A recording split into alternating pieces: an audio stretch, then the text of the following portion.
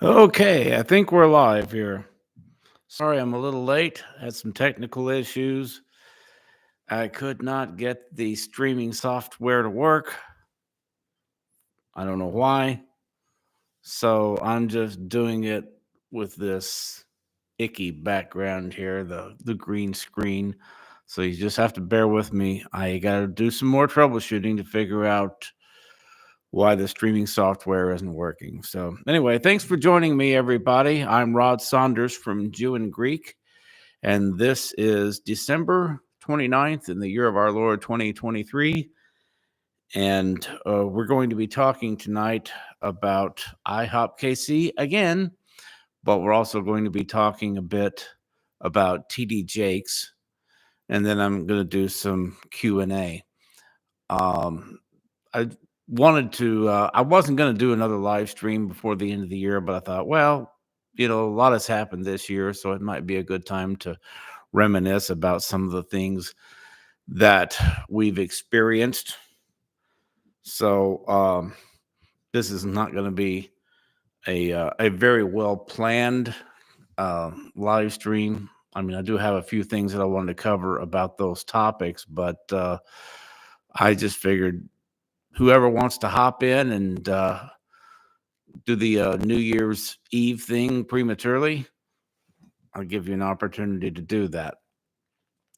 So IHOPKC, since last we left you, the IHOPKC situation has changed considerably. A couple of developments that I want to cover, and then we'll move on to TD Jakes.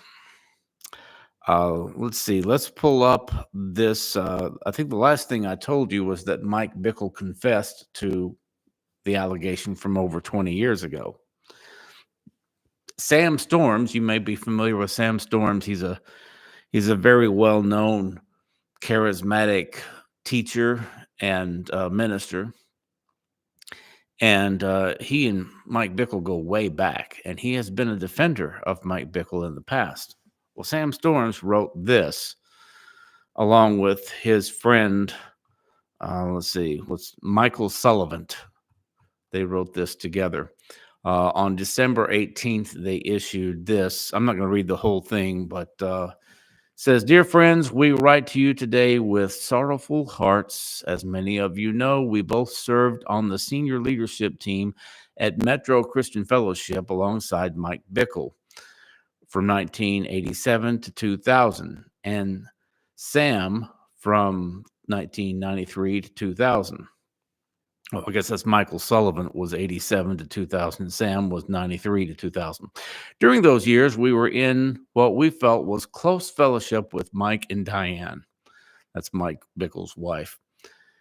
Meeting as couples multiple times every month. This camaraderie continued until such time as Mike stepped down as lead pastor at MCF to form IHOPKC as an independent ministry. We were unaware of Mike meeting with or traveling in the company of young women during this time. Mike was able to successfully hide from us this dimension of his life. He never came to us with a request for prayer or with some confession of weakness and an appeal to hold him accountable. If he had, we would have faithfully stepped in to help our friend in whatever way we could. We were made aware of the allegations of clergy sexual abuse at different times over the past several months. We have now both spoken extensively with one of the primary Jane Does and her husband and believe what she has said about the sexual nature of their interaction.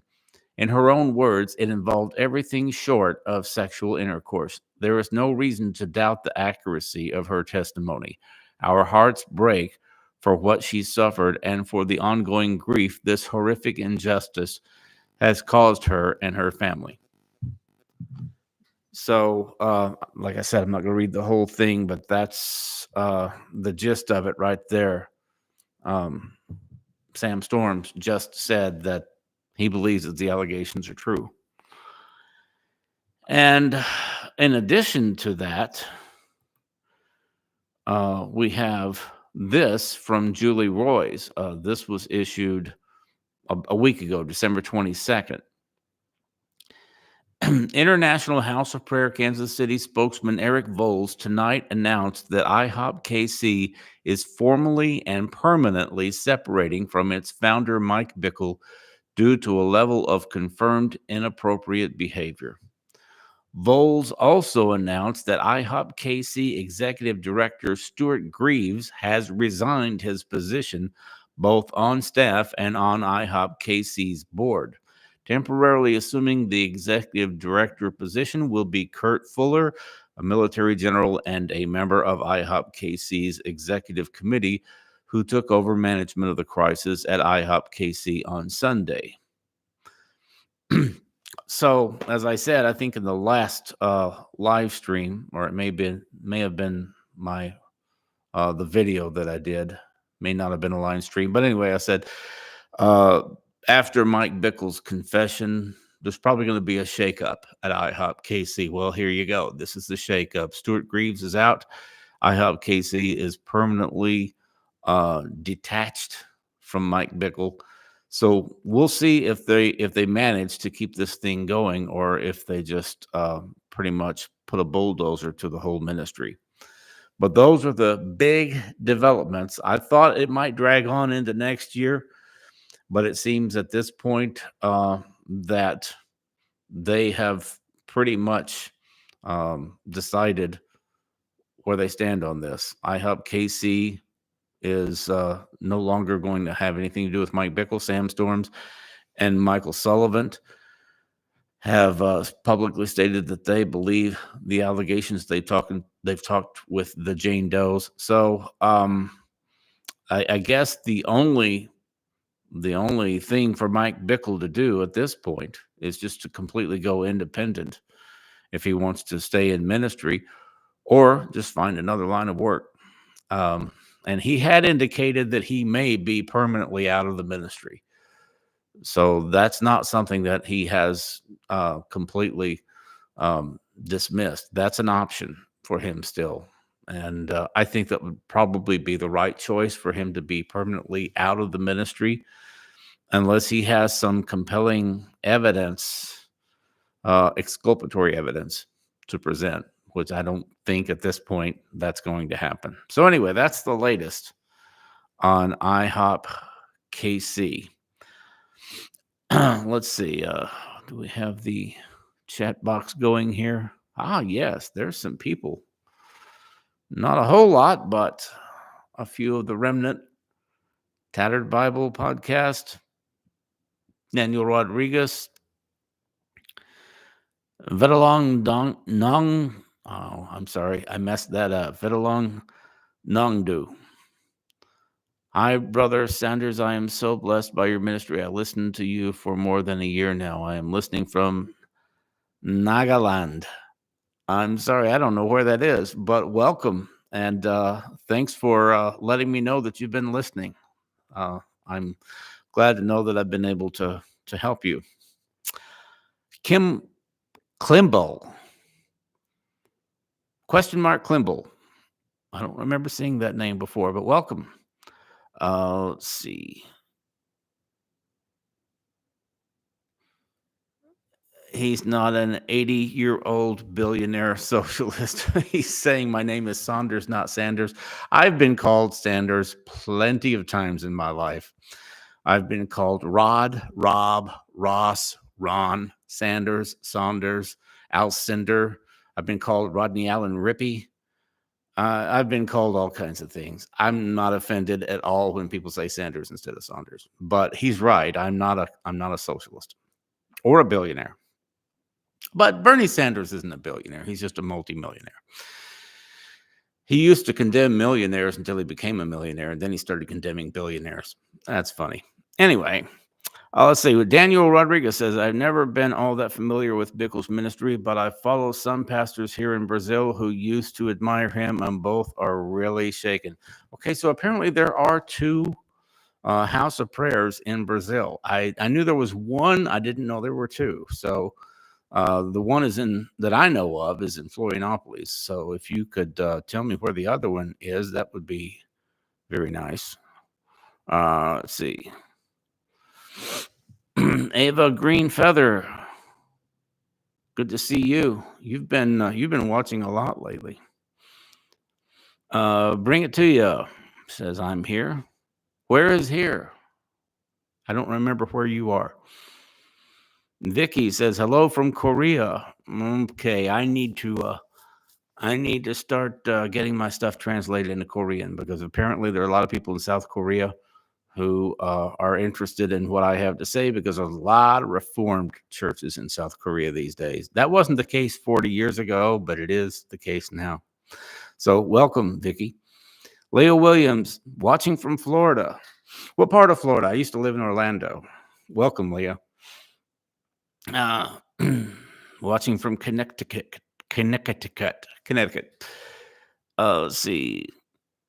There are 2 houses of prayer in Korea as well. I did not know that. I knew they were international. That's why they call it the International House of Prayer, but I didn't know what all countries they were in. The Westwoods. If you're going to talk about AG3, you got to have me on. I'll have to chew on that one, Jesse.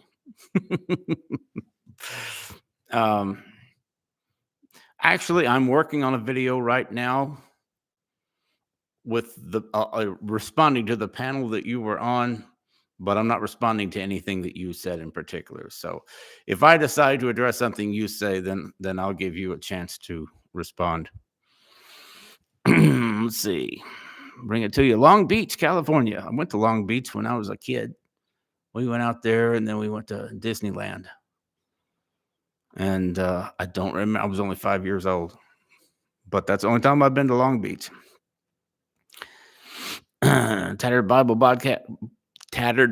Podcast is in Missouri. So you're in our neighboring state there. Noy is from the Villages, Florida. Leah for Fernandina Beach. Don't know where that is. Fernandina Beach. I'm familiar with the East Coast of Florida, and I've never heard of that, so I'm guessing it's on the West Coast of Florida, probably down around Tampa, St. Pete. I'm sure you'll correct me if I'm wrong. Abilene, Texas. My sister went to college at Hardin-Simmons there in Abilene. We had to go down there a couple of times to take her down to school at the beginning of the semester and then bring her back afterward. And all I remember about Abilene is that it's just ugly West Texas. I'm from Wichita Falls. It ain't much better, so don't take it personal. But that's all I remember about Abilene was, there's lots of tumbleweeds and cows and oil wells everywhere. They call them what do they call it? Wildcats. Those oil pumps. Let's see. Daniel Rodriguez. I believe that there's only one house of prayer here in Brazil. Oh, okay. But there are other pastors and leaders here that don't exactly follow the same model, yet they were still inspired by Bickle's ministry. I see. Okay. Luxembourg. Bolarinwa Omoni. I know I butchered that. But sorry, but welcome from Luxembourg. I don't know where Luxembourg is. I'm sure it's over there by Belgium and Germany and what's that other country? Amsterdam. Is Luxembourg a country or a city? Okay, I'm really weak on my European geography. My son worked at Hardin-Simmons. This Baptist preacher I had on a while back, Scott Camp, he said that they used to call Hardin-Simmons hardened sinners. I don't know if they still do that or not, but I thought that was my sister did do quite a bit of partying when she was at Hardin-Simmons. Even though it's a Baptist college, they do party there. Levi Hockey from Australia. Good day. It is daytime there, I guess. It would be about 14, 15 hours ahead of us. So it'd be about 10 o'clock in the morning, something like that. Christianity Explained. Hi, Rod. It's me, Barry. What are you going to cover? We're going to be talking. I just talked a little bit about the latest news on IHOPKC, and now we're going to get into TD Jakes a little bit, and then we're going to do some Q&A. Small beach just below Georgia on the east side. Okay. I didn't know that. I know about St. Augustine and Jacksonville and some of those other cities. I've never heard of Fernandina Beach in Northeast Florida. Okay. I thought I knew all those cities on the East Coast. I was wrong. Okay, so TD Jakes. As some of you may have heard in the Christianity, I think it's Christianity Today or some publication did a story about a rumor on the internet that TD Jakes has been hanging out with Sean Combs, Sean Puff Daddy, P, Diddy, whatever, Sean Combs, been hanging out at some of his parties involved in gay sex orgies or something like that. That was the allegation. He denied it. And so a lot of people are talking about TD Jakes' personal life and talking about his ministry and saying that he's not fit for ministry. And I don't see any evidence. He denied it, and nobody's actually come forward with any videotapes or anything like that. But he does have a history of doing some very unwise things. I think it was last year, he introduced his wife to the crowd and said that she's still hot. She still does it for him, and she's twerking for Jesus or something like that. And just really vulgar stuff that he said about his wife in public. He has, I think one of his sons is gay, openly gay. And now TD Jakes has said that he does not affirm gay marriage. He's not affirming, but he's made some ambiguous statements at times. And of course, he's a modalist on the Trinity, but I'm not going to get into any doctrinal stuff here. To me, the issue at this point is not doctrinal, it's behavioral. It's how has he conducted himself? And I think he's just done a lot of things that make you question his judgment. And I think maybe, we went through this back in the 80s. I'm a little bit older than a lot of you guys, but in the 1980s, we had the PTL scandal. Jim Bakker had an affair with his babysitter, and then he ended up selling hotel rooms he didn't have, and he went to prison for fraud. And it was just a messed up situation all around. PTL ended up being sold off to some other ministry. I think it was Jerry Falwell at first, and I don't know who has control of that place now. But anyway, it was a big scandal. Jim Bakker went to prison, ended up getting divorced. And it was a real blight on the church. And one of the people condemning Jim Bakker for his behavior and for his he condemned the entire ministry. He said that place is just a cesspool. Was Jimmy Swaggart. Jimmy Swaggart was very vocal about how sinful the ministry of PTL was. And then shortly after he condemned PTL, some things came out about Jimmy Swaggart, and he was defrocked by the Assemblies of God. And then we went through the Ted Haggard thing, and there was Eddie Long. We've gone through a lot of scandals like this before, and it's painful. People don't enjoy it, but it has to be done every once in a while because people have to be reminded that sin is sin, and your sin will find you out. You're not going to get away with it forever. You may get away with it for a while. Apparently, Mike Bickle kept this stuff under wraps for a long time, just like Ravi Zacharias did, but eventually it came out. And people just need to be reminded of the fact that we are called to live in holiness. We are called to a standard, not only a doctrinal standard of being faithful to the basic tenets of the faith, but to holiness standards, and especially people in leadership. You have to set an example. We're not to judge those in the world. I mean, and I think probably you're going to hear this from the T.D. Jakes crowd. Well, Jesus was friends with sinners. Why can't T.D. Jakes hang out with Puff Daddy or P. Diddy or whatever? But Jesus was eating with sinners and tax collectors. He wasn't going to their parties with gay cop dancers. And that's what it was. There was a video of this guy dressed up like a cop doing a really erotic dance on the stage there. The twerking thing, just the whole environment. Jesus wasn't doing that. He was eating with sinners and talking with them and interacting with them, doing the regular things that people do. But he wasn't going to their parties and participating in their lewd behavior. And that's a little bit different, what T.D. Jakes is doing or has been doing. We can judge people in the church and hold them to a standard. We don't judge people in the world. The Apostle Paul said, you can't function in this life without interacting with sinners. But in the church, a little leaven leavens the whole lump. You got to keep the church pure. And you got to have standards that you hold people to.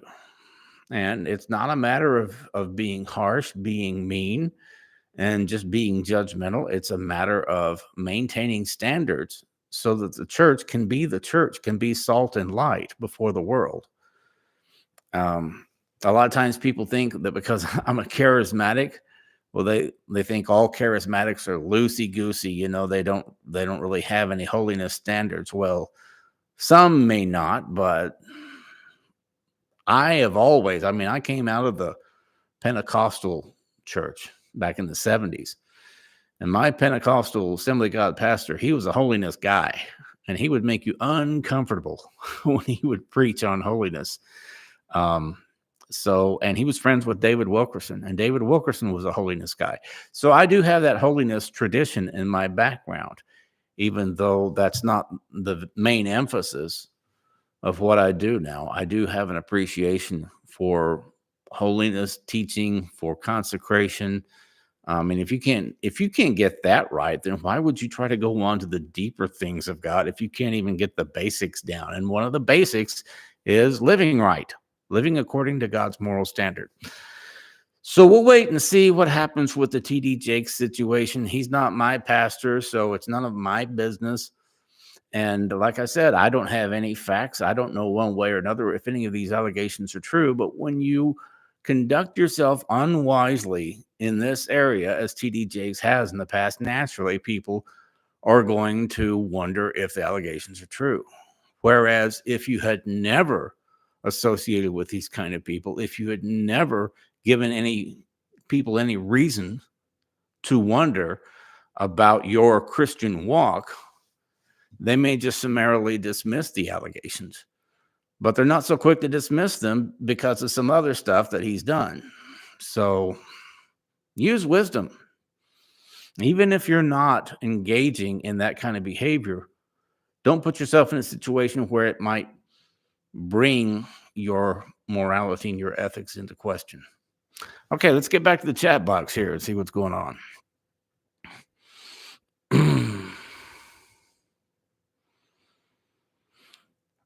Let's see.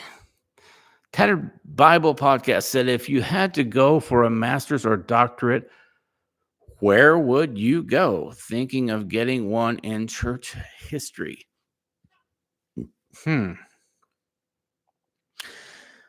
When I was young, this might surprise you, but right after I got out of Rhema Bible College, almost 40 years ago now. I was really into dispensationalism. I was reading a lot by Charles Ryrie and Schofield and Walvoord, and I had the Clarence Larkin books with all the charts and everything. And the Dallas Theological Seminary is real big on dispensationalism.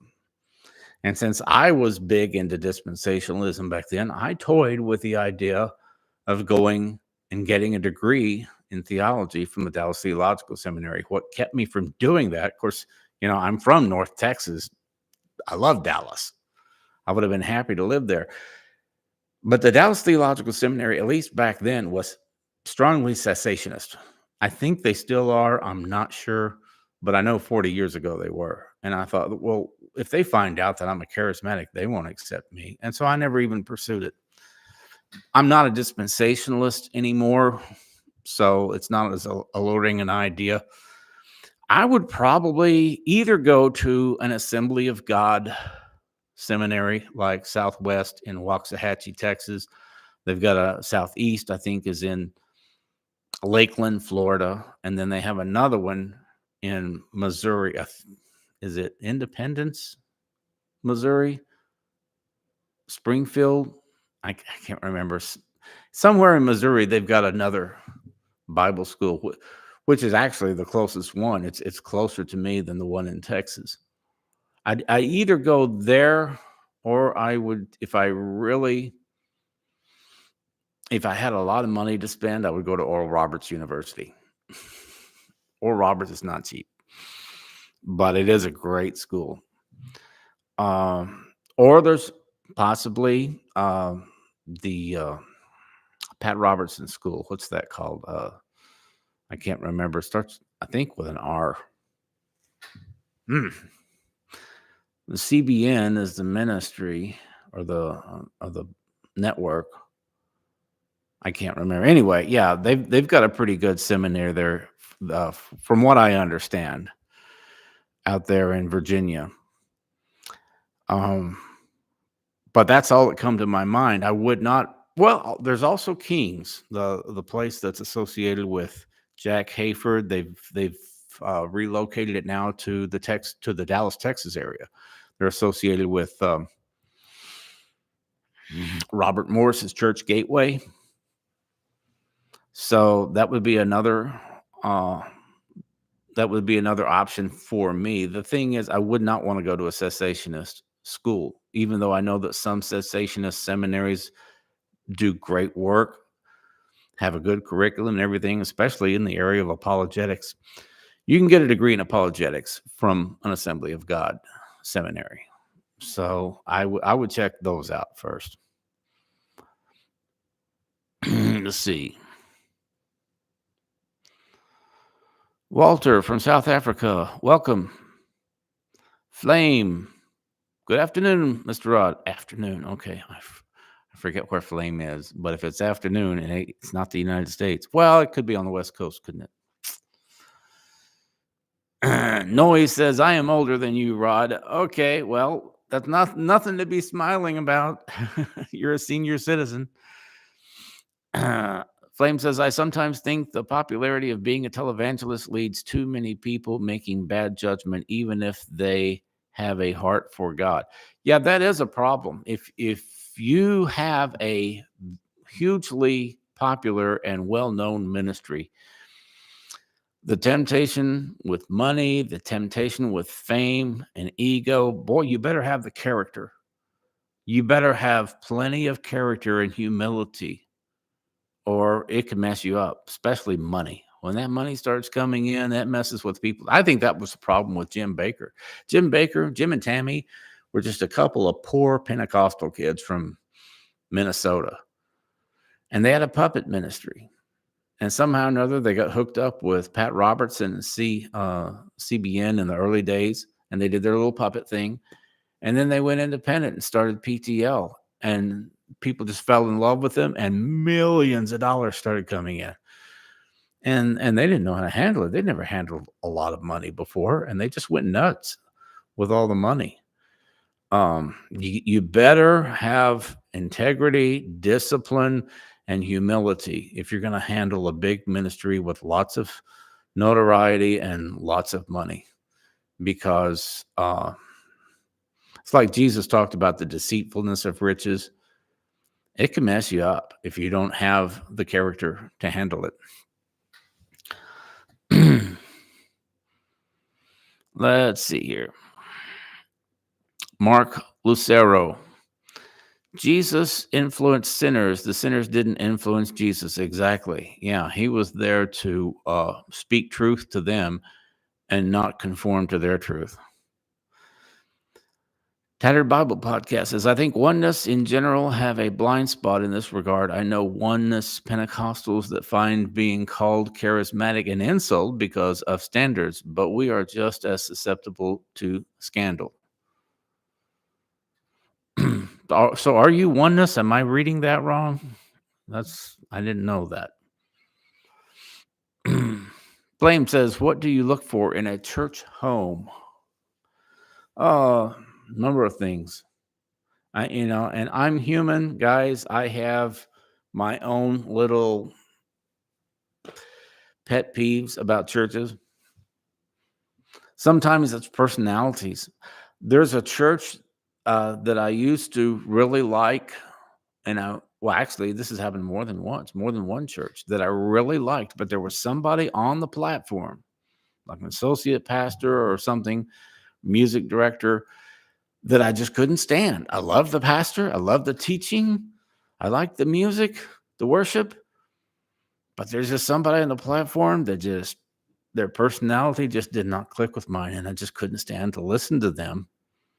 And so I never joined. Some churches, I love everybody on the staff. But there's a doctrine that they have that I just can't handle. Some of them are doctrinally sound. I like their personalities and everything, but the worship, the music is bad. Or it's just not a convenient location or something else. So I guess if you really want to sound spiritual, you would say, well, the first thing is they have to have sound doctrine and they have to have an openness to the move of the Spirit. And those are things that I definitely take into consideration, but I've also run into the other too. And I know that there is no perfect church. We've all got our faults. And sometimes you just have to grin and bear it and just put up with somebody's personality or put up with their quirky doctrine or put up with their bad worship music or something. And sometimes God puts you there to help them to improve in a certain area. So you also have to take that into consideration. But I do know that I have tried years ago, back around 1988, 99. I went to a Presbyterian church for a couple of years. I got so mad at the charismatics because of some foolishness that I saw. I said, I'm just going to leave the charismatic movement. And I went to a Presbyterian church for a couple of years, and I really liked it. Nice people. I enjoyed the services there and everything. But after a couple of years, you just start picking up on things that people say here and there. And they'll say something about the prosperity gospel. They'll say something about Benny Hinn, or they'll say something about charismatics or Pentecostals. Not really malicious, but just, the thought behind what they're saying. And I realized, I can't keep coming to this Presbyterian church. They're nice and everything, but I know that they don't agree with my theology, and I'm not going to change my theology. And that's when I started going to Bob Yandian's church. And I went there for 10 years, just loved Bob Yandian. Now, he's a great teacher. So I guess that is kind of the number one thing I look for, is church with good teaching. Regent, thank you. Regent, I was thinking Remnant. I knew that wasn't right, but it's Regent University is Pat Robertson's. And then Brandon the Zealot says it's Springfield, Missouri is where the Assembly of God school is. And then Scott Howell says Liberty University has a good program. I don't know anything. I know Liberty was founded by Jerry Falwell, and they used to be hardcore cessationists. I'm told that they're not that way anymore. I don't know. Penn Clark says this would be a good time to teach a study on the right way to correct those in leadership using scripture. The contrast between how these two situations is interesting to take note of. Yeah, they're completely different situations because the TD Jakes thing is all about recent stuff. That's, they've got videotape of it and everything. Whereas the Mike Bickle stuff is just, it's all been concealed, and they were trying to cover it up. I don't know if everybody there at IHOPKC knew and were trying to cover it up, or if they suspected and they just didn't want to believe it. I don't know. Stephen Strang, the publisher of Charisma magazine, he has defended Mike Bickle repeatedly. And I'm just wondering when he's going to come around and finally say, okay, I believe the allegations too. I mean, if Sam Storms did, you would think that Stephen Strang would too. Let's see. DRD Film says, God bless you, brother Ron. My name is Rod, R-O-D. But like I said, I've been called everything, so I'm not offended. Your channel is my favorite as far as apologetics. Well, thank you. I'm glad I could be a blessing to you. I know that there's a lot of apologetics YouTube channels, but most of them are not charismatic, and the ones that claim that they're charismatic, you have to wonder.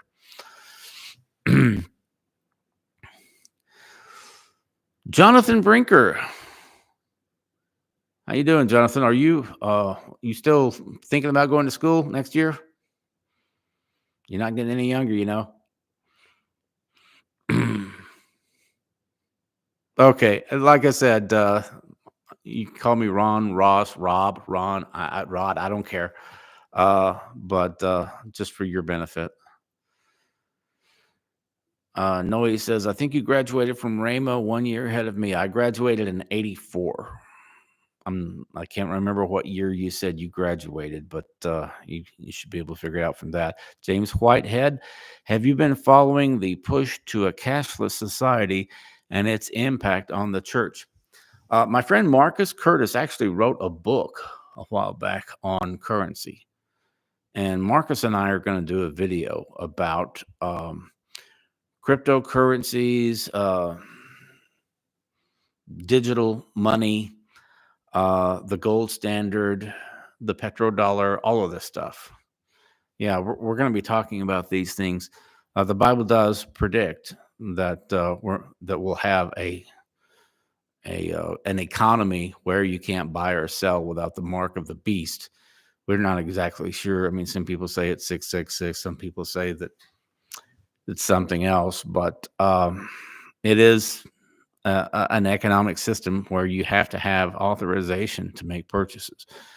And we saw a move in that direction during the pandemic, where people were saying, hey, if you don't have certification that you've either had COVID-19 or you've had the vaccine, then you shouldn't be able to get on a plane. You shouldn't be able to travel. Just all kinds of crazy stuff like that. That would never have even been suggested 20, 30, 40 years ago. But people now are thinking that you can control people with digital authorizations. So, but yeah, we'll do a video on that probably in the next few months. Karen Campbell says Pillar Seminary's program is great. I don't know where Pillar is. I've never heard of Pillar. Sorry if I spit on my mic there. Leroy Gonzalez, Brother Rod, do you believe the gray aliens are like a clone of humans with fallen angel DNA, a la the Giants? I don't know what you're talking about. Gray aliens? Is that something that's been in the news that I've just missed? I don't know. I don't believe that there's any human clones running around out there. I remember about 10 years ago, people were saying that, was it Clinton or Bush? They were saying one of them died and had been replaced by a clone. And just one of those nutty conspiracy theories that you hear from time to time. But I don't believe. We do know that there's been animals that were cloned, but I don't see any evidence that there's ever been any human cloning. So, but I don't know what you mean by gray aliens. I don't believe in aliens. I don't believe that there are beings coming here from other planets. I think what we see that we call UFOs, I believe that that's demonic. But I'm not going to get off into that. Flame says, Rod, are you familiar with David Diga Hernandez? Yeah, he's got a huge following on YouTube. He's got a teaching about spiritual gifts. He's seen him with Pastor Allen a few times. Yeah, I haven't watched. I mean, I've watched a lot of Pastor Allen stuff, but he does a lot of interviews and a lot of it that I haven't seen.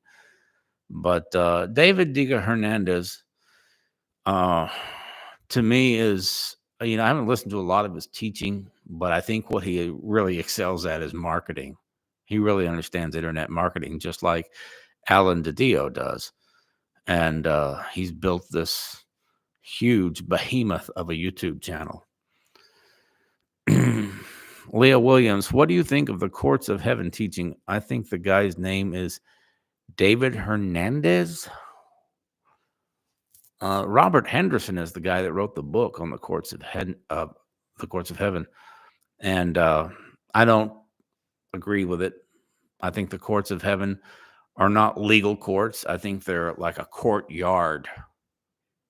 The courts in the Bible, when it talks about enter into his gates with a thanksgiving, into his courts with praise, it's not talking about a legal court where you go into a legal courtroom with praise. His gates and his court, that's talking about an area around the throne of God. And so people are trying to make that, I think, into something that it's not. I think how we should pray is pretty much covered in Scripture and Jesus's teachings, and I don't think you have to have a certain argument to bring before the courts of heaven to get your prayers answered.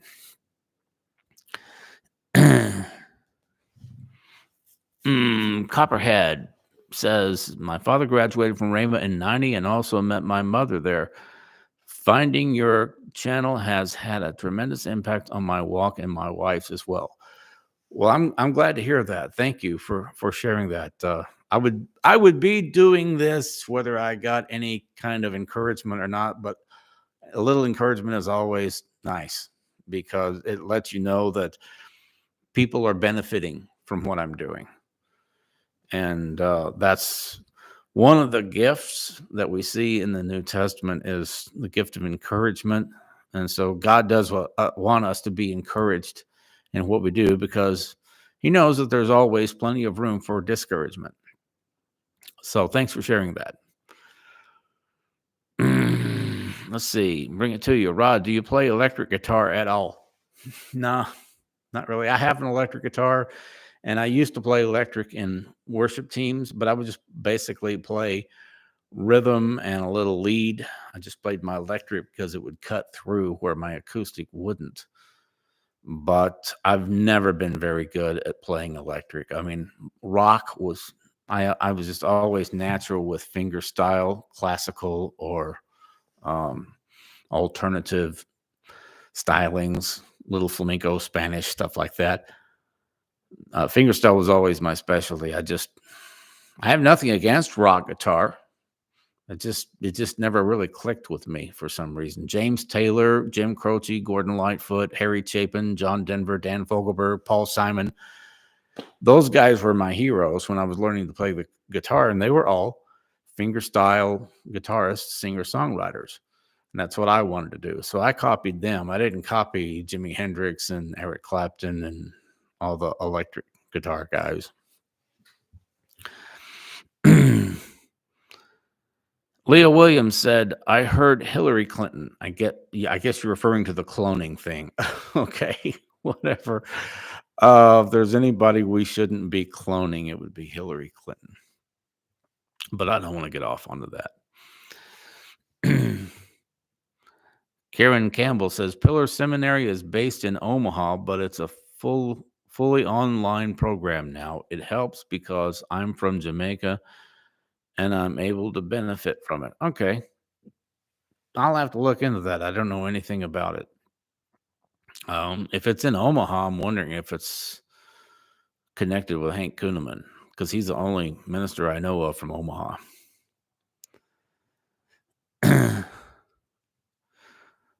Flame says, laugh out loud. I can imagine young Rod doing electric guitar solos at church. Well, when I was young, you didn't do guitar solos at church. They do stuff like that now with the elevation worship and Hillsong and Bethel music. They'll do guitar solos, but when I was playing electric in church back in the 90s, they didn't really do that. So I play little fills, but they weren't like rock with lots of distortion. They were, so kind of a lighter tone. Copperhead says, we were deceived by the American gospel films. I wish we had discovered your content sooner, but we went through it the hard way. Thank God my mom was praying for us. Oh, yeah, that American gospel movie messed a lot of people up because they sound like they're real spiritual and knowledgeable. But when you have the background that I have, you can see through what they're doing real quick. Oh, these guys are Calvinists and they're taking people out of context, and they're making the charismatic guys the boogeyman, and they're making the Reformed guys the defenders of the faith, and the juxtaposition of Benny Hinn and John MacArthur was there for a reason. That was the narrative they were pushing, whether they would acknowledge it or not. And what especially got me was when they used Nabil Qureshi at the start of the movie and at the end of the movie, shortly after he died, as though he was on board with. But Nabil went to Bill Johnson's church, Bethel. Bill Johnson was one of the guys that they were condemning as the purveyor of a false gospel. But Nabil Qureshi went to Bill Johnson's church, and he said, I heard the gospel explicitly preached there and no heresy. And I thought the audacity of them to use a dead man's ministry to support the narrative that they're pushing and leave that out, that was dishonest. So anyway, yeah, I'm glad you were able to benefit from my rebuttal on that. That's really what helped my channel start growing, is when I did that rebuttal. Tim Kleiner says, do you still plan on doing a bio video on Kenneth Copeland? I would be interested in that. I know you would be fair, but also very honest. Yeah, I still am. I want to do one on Benny Hinn and one on Kenneth Copeland and one on Carlton Pearson. I put the Carlton Pearson one off because he passed away, but probably within another month or two, I'll get started on that one. And I may do a few other The Truth About videos, because there are people out there. I tell you, one guy a lot of Christian people have misconceptions about, and that's Elon Musk. A lot of people think Elon Musk is this incredible, brilliant champion of the truth and everything. Elon Musk has some really quirky ideas. And I think people need to know some stuff about Elon Musk that hasn't really been brought out. The church world sometimes is really susceptible to some of these propaganda campaigns. Let's see. But yeah, I'll probably get to the Copeland and Benny Hinn videos in 2024. I don't know when. The ATE 8-string. The green sheet you have is causing me to crave some lime sherbet. Well, I don't know if you're overweight or not, but you got to watch that sherbet. But I'm sorry about this. I thought I had everything set up. I was doing, as far as I know, I was doing everything the way I did it last time. And it says you haven't enabled streaming on your channel. So I've got to do some troubleshooting to find out what the problem is there. I think maybe it's because I used a different login scheme. I don't know. But I hate using green screen like this. I would much rather have my regular background. It looks a lot more professional. But I'm a slow learner because I'm not willing to pay people to help me with this. I'm going to do it. I'm going to figure it out on my own. Let's see. Copperhead says, also, what are your thoughts on Rodney Howard Browne? In some ways, I think he's fine. In other ways, he really gets under my skin. And I'll be talking about that in a couple of weeks. I've got a video coming out on the January 6th thing, and I'll get into that then. But like I said, there are churches where you like personalities, and then there are churches where you like the teaching, and then there are churches where you like the music, and it's difficult to find everything to your liking. And Rodney Howard Browne's teaching, I guess, is okay for the most part, but it does seem that he is always focused on revival. And I think if you're going to a church and you've got a pastor speaking on a regular basis, I think you need a balanced diet of teaching. And if you're going to talk about revival a lot, I don't know how healthy that is for the church. So that's all I'll say at this point. Flame says, it's American Gospel 3 tied to the new cessationist movie? No, American Gospel 3 is actually dealing with the New Apostolic Reformation. And I haven't done anything on that yet because I don't want to watch the movie. And as far as I can tell from what I've heard about it, it's just a rehash of everything that I've been listening to for the last 5 years. But it's not about cessationism per se. Brandon Kimber, the producer of American Gospel, claims that he's not pushing a cessationist view or a Calvinist view. He's just pushing a biblical view. But he is a cessationist and he is a Calvinist, and there's no question that perspective is being presented in his films. As a matter of fact, Mike Winger is not a Calvinist, and he was in the second American Gospel movie about progressivism, which I don't care what they say about progressivism, really. I'm not a progressive. So I didn't watch that one, but Winger admitted that they included him in the second American Gospel movie to try to balance it out by putting a non-Calvinist in there. So what does that tell you? It tells you that they got a lot of flack from people for having so many Calvinists in the first one that they threw a token non-Calvinist in the second one.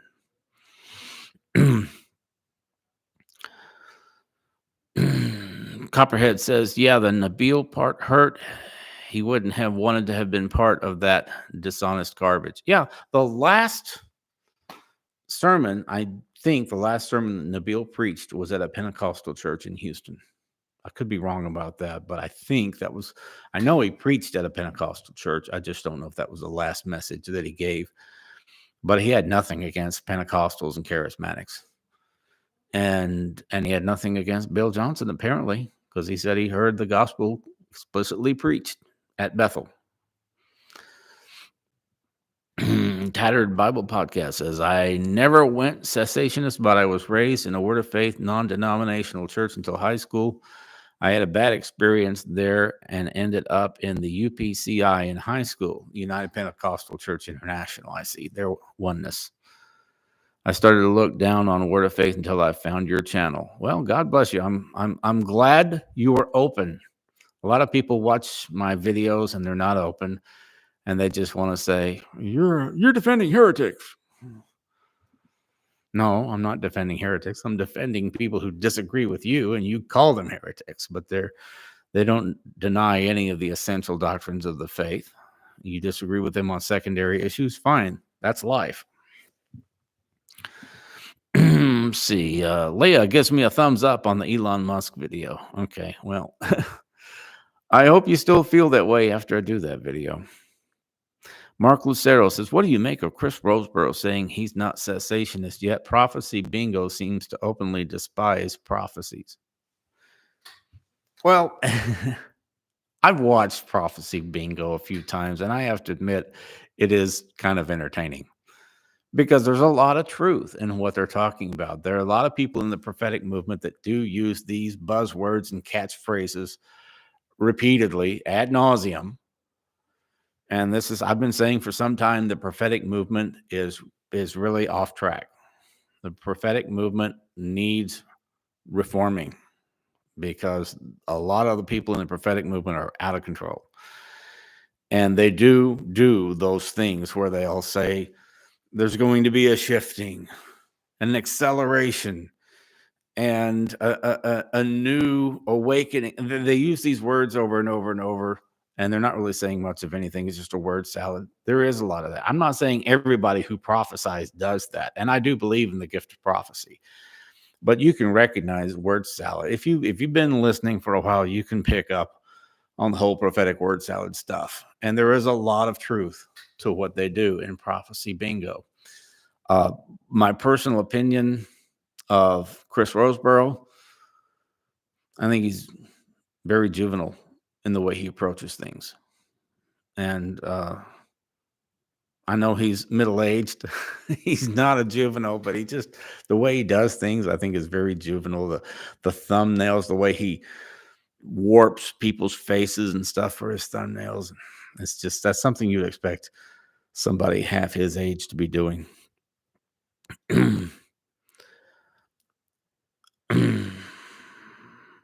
So Christianity Explained says, oh boy, I was going to ask if you'd like to do a stream on building a biblical faith a la Kenneth Hagin. Okay, I'm assuming that you're meaning in an interview that we do. And yeah, I'd be open to that. We can, like I said, we'll be talking after the first of the year. I'll have a little more time to devote to other things then. Let's see. James Whitehead says, we enjoy your humor and honesty, brother. Green screens aside, we need discernment more now than ever. Yeah, biblical discernment is a wonderful thing. But what is called discernment in the YouTube world so often is not biblical discernment. It's just fault finding, finger pointing, and condemnation. Biblical discernment, Jesus said, don't judge by outward appearances, but judge with righteous judgment. So he's contrasting first impressions, outward appearances, with righteous judgment. He's contrasting the two. Okay, which tells me that in order to practice righteous judgment and biblical discernment, you got to do a little research. You have to ask a few questions. You got to make sure you got your facts right. And so many people don't do those things. This guy that Alan DiDio was talking to a couple of weeks ago, Blake Long. Blake Long had no idea who I was, but he thought he had done his due diligence on the Word of Faith movement. Well, if you've done your due diligence on the Word of Faith movement, you probably would have read my book. It only costs $2.99. Or some Word of Faith teacher's book on apologetics. You probably would be familiar with Alan DiDio. He's Word of Faith, and he's got nearly 500,000 subscribers. He didn't know who either one of us were. So he hadn't really done his due diligence. He was just listening to people in his echo chamber. And he called that research and due diligence. Uh-oh. What's going on here? Sorry. I'm going to turn that down. I'll have to get back with them. Let's see. I have looked into, Daniel Rodriguez says, I have looked into his content before. Most of what he used to do was basically attacking and misrepresenting Pentecostals and charismatics. Chris Rosebrough, if I remember the story correctly, he used to be Pentecostal. And he found out one day, this was when he was young, this was like 30, 35 years ago. And somebody asked him a question one time, and he couldn't answer the question. And they said, I think you might be in a cult. And apparently the church that he went to was connected somehow with the latter rain movement from 70 years ago, 60, 70 years ago. And because I remember listening to Chris tell the story, and he says, "Oh my God, I'm in a cult." And at that point, he left his church and he went off and got a seminary education studying biblical languages and became a Lutheran minister. So he, to me, is a classic example of somebody who went from one ditch into another. I think Costi Hinn did the same thing. Costi Hinn saw some error and extremes in his uncle's ministry, and Calvinist, I'm in a cult. Benny Hinn's deceived. I'm going to be a Calvinist. I'm going to go from believing that you can swing your jacket, knock people down, to believing that God ordained 9/11 and whatsoever comes to pass is the predetermined will of God. And God predetermined some for heaven, some for hell, and we don't have free will. Okay, there's got to be a healthy balance between those two extremes. And it seems like so many people are incapable of finding the balance. I realize Benny Hinn is extreme, but the answer is not Calvinism. And Leighton Flowers has been saying this for some time. There is another option, guys. Not that I agree with everything that Leighton Flowers teaches. He's a Baptist, but he's not a Calvinist. But yeah, there are a lot of other options besides Calvinism if you're caught up in what you perceive to be a charismatic or Pentecostal cult. Or if you're a Calvinist and you turn against Calvinism, there are other options besides going into hyper-charismaticism. Look for the balance, okay? There's a sweet spot there where you can believe in the gifts of the Spirit and still do theology. And that's one of the main themes of my channel, is you can do both. You can do theology and still be open to the move of the Spirit. Let's see. I'm going to wrap it up here in a minute. Tattered Bible Podcast says, I don't think that every Word of Faith person is a heretic. I've got mad respect for Kenneth Hagin, but I find certain televangelists like Kenneth Copeland to be suspicious. Well, you're not alone. And Copeland is a really difficult topic to approach because, some people out there just open and shut case. He's a heretic. That's the way some people look at him. And then other people who are really into Kenneth Copeland, their response is, well, you just need the Holy Ghost. Copeland has said a lot of problematic things over the years, and I'll be addressing that when I do a video on him.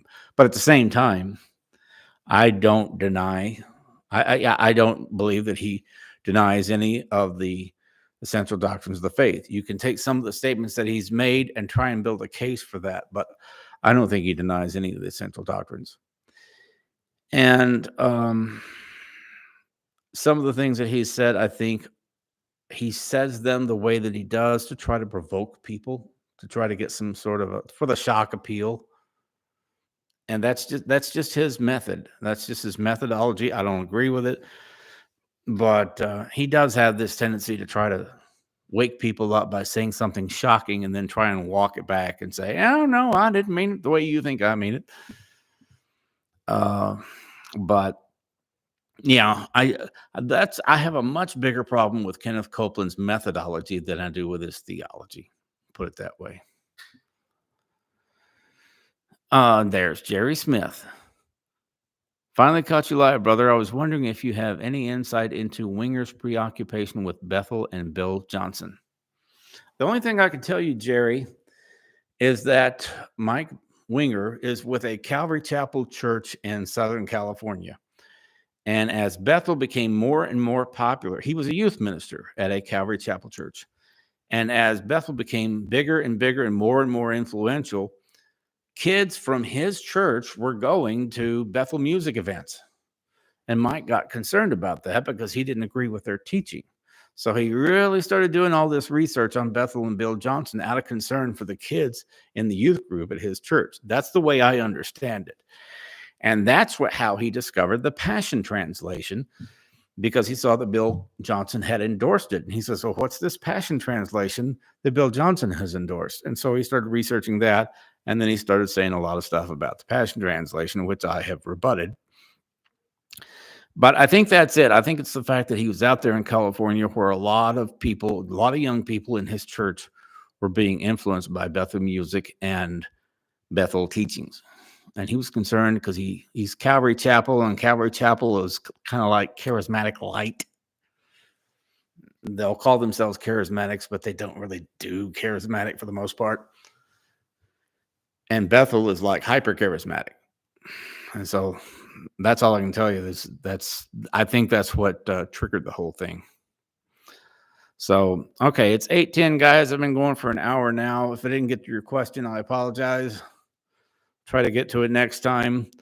I usually will end it at 8 o'clock, but it was about 10 minutes after 7 when I got started because of the technical issues.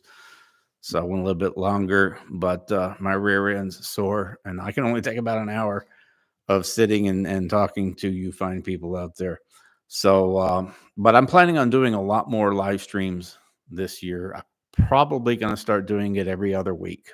Don't know just yet, but I want to put a lot more emphasis on live streams because I like the engagement, the live engagement with viewers, and I like doing question and answer sessions. Probably next time I'll have people submit their questions ahead of time.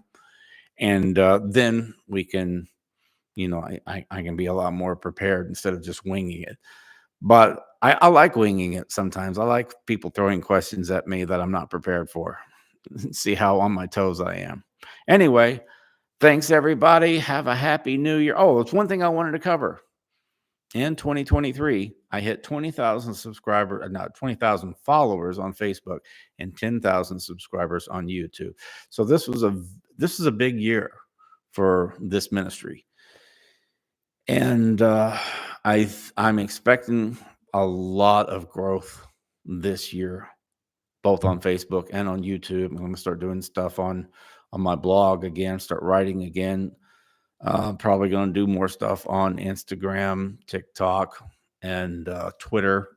I hate Twitter, but Twitter is a very powerful tool to promote. So to promote your ministry and your teaching. So anyway, thanks to all of you for your support to help us get to where we are now. And let's go ahead and take it as far as we can take it and hit 50,000 within a year or two. I believe that's totally doable.